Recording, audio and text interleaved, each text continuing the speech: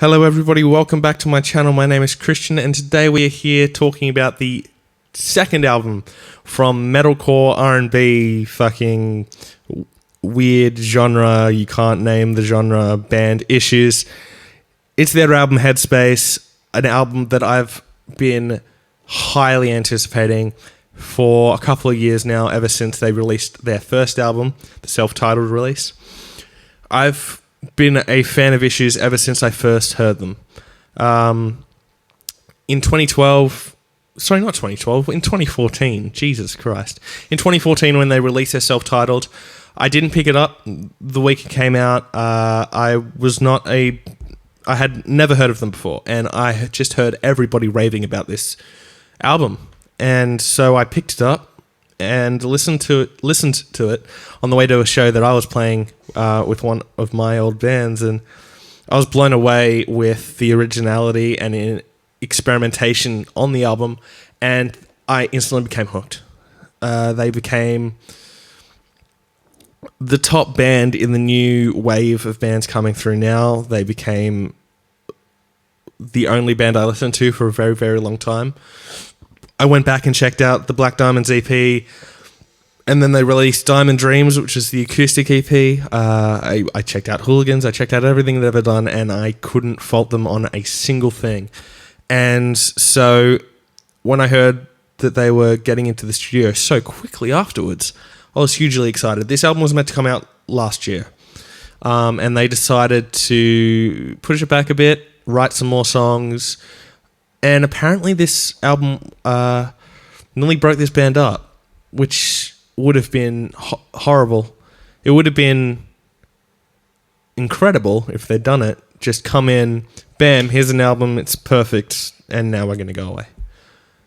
But they haven't. They've released their second album, Headspace, and once again, Issues can do no wrong.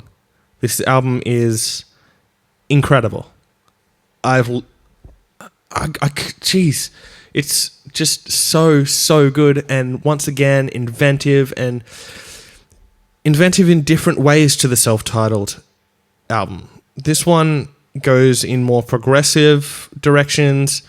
It goes in more bluesy and R&B directions, using these chord progressions that are just so different to what everybody else is doing, and incorporating these softer sections with Tyler, their vocalist, just showing exactly what he can do and why he's one of the best vocalists in rock music today. And then their screaming vocalist Michael sings on this album, and he does a really, really good job for the most part.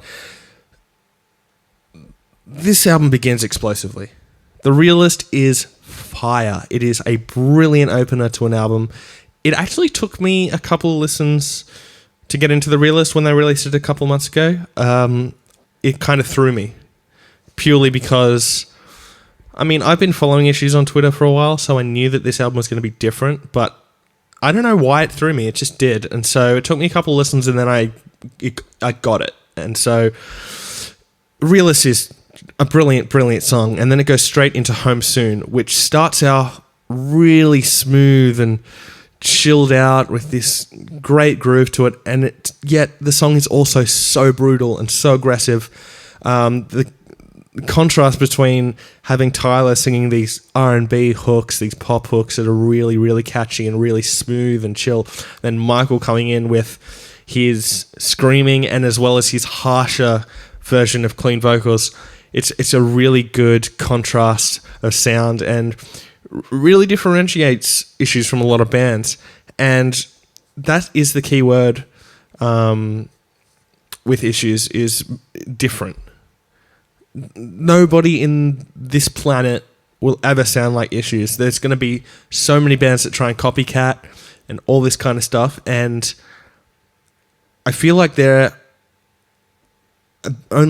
only these five guys can do this, because honestly, I don't know why I think that, but I feel like if anybody else is going to try and do this, I just feel like it'll fail. And maybe it's the personality of this band, maybe it's what they stand for and what they sing about and how relatable their lyrics are, but I feel like they are just something really special that we are so lucky to have in this scene today. Young and Dumb is a brilliant anthem. See, I can't even fucking talk about how good this album is. Young and Dumb feels like the Mad at Myself of this album, even though it has heavier parts in it than Mad at Myself, but it is so catchy and so much groove. That is another keyword with Issues, and they introduced me to groove. I don't know. I just don't know how they do it. Flojo is another song that is very old school Issues. It's probably the most old school Issues on the entire album. If you like Black Diamonds, you're probably going to really enjoy this song. It has way more of Ty Cord, who has recently left the band, doing scratching over the top and lots of samples going on, and yet huge riffs and lots of screaming with some clean vocals from Tyler thrown in. And then the rest of the album is just pure banger all the way through to the end. There's songs like Hero and Coma, which are just too big to even fathom. Just melodies for days and days and days and days, while still yet being, as I said, aggressive and visceral. Blue Wall is brutal with a great subject matter. I've already reviewed that song on this channel, so go check out that review for that song. Someone Who Does is a hugely personal song. I can tell just from the lyrical content, and the emotion comes across in the song and is very, very, emotional to listen to, and you can see that this band really has gone through a lot of issues, which I think, as I've said before, is the main reason they're called Issues, is just because everybody goes through issues and they like to sing about those things, and they're a very, very relatable band. And finishing off the album is Slow Me Down, which is probably the song of the year so far. It is so good, coming out of an instrumental ambient kind of song and then straight into Slow Me Down. It is just a brilliant song that I'm going to be singing for days. It is probably the most emotional song on the album. Issues have this really cool thing where they leave the best song on the album until last. Last time it was Disappear, Remember When, and this time it's Slow Me Down. Just so brilliant. The top 3 tracks of this album, as I said, Slow Me Down, Hero, and Young and Dumb are the 3 best, which is really hard to decide on a 3 best, because there's really no bad song on this album. If I had to give it a little bit of a negative, I'd say Flojo and Lost and Found are just the weaker tracks on the album.